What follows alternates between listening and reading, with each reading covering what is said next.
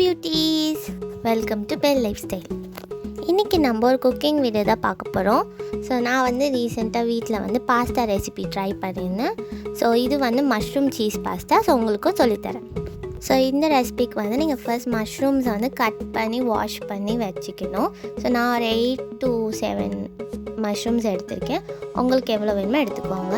And then நீங்கள் வந்து tomato பியூரி வந்து ரெடி பண்ணணும். ஸோ இதுக்கு வந்து டொமேட்டோ, கொஞ்சம் பெப்பர், அதுக்கப்புறமா கொஞ்சம் காஞ்ச மிளகாய் இருக்குல்ல, அது போட்டு மிக்சியில் கிரைண்ட் பண்ணி வாட்டர் லைட்டாக ஊற்றி கிரைண்ட் பண்ணி வச்சுக்கோங்க.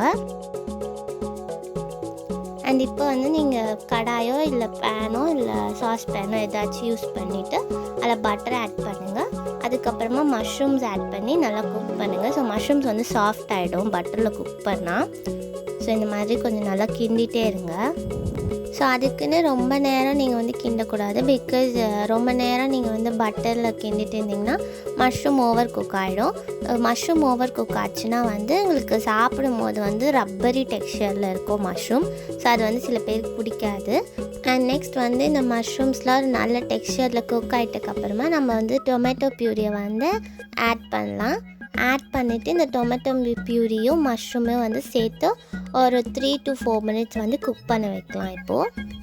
ஸோ இந்த டைமில் வந்து உங்களுக்கு நீங்கள் சால்ட் செக் பண்ணி பார்த்துட்டு உங்களுக்கு சால்ட் வேணும்னா வந்து ஆட் பண்ணலாம். நான் ஃபர்ஸ்ட் வந்து எந்த சால்ட்டுமே ஆட் பண்ணல. ஸோ நான் இப்போ தான் ஆட் பண்ண போகிறேன். இப்போ நெக்ஸ்ட் ஸ்டெப் என்னென்னு பார்த்தீங்கன்னா, பாஸ்தாவை வந்து ஒரு 8 to 10 minutesக்கு பாயில் பண்ணி வச்சுருக்குறோம். ஸோ அந்த பாஸ்தாஸை வந்து இந்த மிக்சர் கூட சேர்த்து ஃபுல்லாகவே வந்து கலந்து விடணும். ஸோ இது வந்து கொஞ்சம் நேரம் வந்து அந்த மசாலாஸ்லாம் வந்து அப்சார்ப் ஆகிறதுக்கு கொஞ்சம் டைம் விடுங்க. அண்ட் இதுக்கப்புறமா வந்து நம்ம சீஸும் மில்க்கும் வந்து ஆட் பண்ணுறோம். நான் சொல்கிறேன் எப்போ ஆட் பண்ணணும்னு. ஸோ இப்போ பார்த்திங்கன்னா நம்ம ஆட் பண்ணதை விட கொஞ்சம் திக்காகிருக்கு. ஸோ இந்த ஸ்டெப்பில் தான் வந்து நம்ம மில்க்கு மட்டும் ஆட் பண்ணோம் ஃபர்ஸ்ட்டு. ஸோ இப்போ மில்க் ஆட் பண்ணோன்னே கொஞ்சம் ஒயிட்டாக தெரியுது பார்த்திங்களா. ஸோ இந்த மாதிரி இருக்கும். ஸோ இதை வந்து மிக்ஸ் பண்ணிட்டே இருக்கணும். பிகாஸ் நீங்கள் விட்டுட்டிங்கன்னா அடியே பிடிச்சிரும் அடியில். ஸோ அதனால் யூ மஸ்ட் மிக்ஸ் இட் தரோவாக மிக்ஸ் பண்ணிட்டே இருங்க.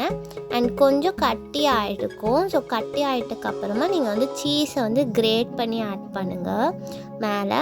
ஸோ கிரேட் பண்ணி இந்த மாதிரி ஆட் பண்ணிவிடுங்க. ஸோ ஆட் பண்ணிட்டக்கப்புறம் சீஸ் வந்து ஆட்டோமேட்டிக்காக மெல்ட் ஆகிடும். So happy cooking and also happy eating. And இப்போ வந்து நம்மளோட மஷ்ரூம் சீஸ் பாஸ்தா வந்து ரெடி ஆகிடுச்சு.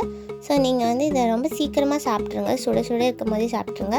கொஞ்சம் லேட்டாக விட்டு சாப்பிட்டா ஒரு மாதிரி ரப்பரி ஆகிடும். அண்ட் நிறைய பேருக்கு வந்து பிடிக்காது. ஸோ சுட சுட சாப்பிட்டா டேஸ்ட்டாக இருக்கும். உங்களுக்கு இந்த வீடியோ பிடிச்சிருந்தா லைக் பண்ணுங்கள், ஷேர் பண்ணுங்கள், மறக்காமல் என்னோடய சேனலுக்கு சப்ஸ்கிரைப் பண்ணிவிடுங்க.